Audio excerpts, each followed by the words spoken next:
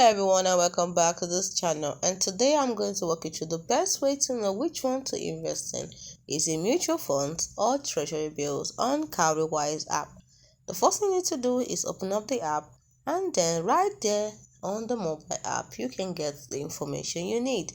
How? Tap on learn at the bottom, and then you scroll down and you see the article on it. It was published February 3rd, 2023. So you tap on it and you can have a quick read on the benefits of investing in mutual funds and the benefits of investing in treasury bills and the differences between them. So as you can see right here, differences between mutual funds and treasury bills.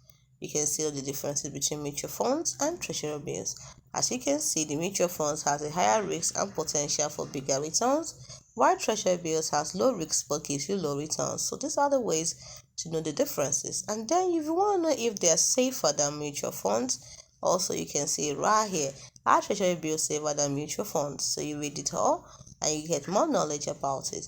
If you want to know more things about treasury bills, about their maturities, the maturities that ranges from a few days to a year and the rest of them, you get it here. If you want to know more on mutual funds, you can see it right here.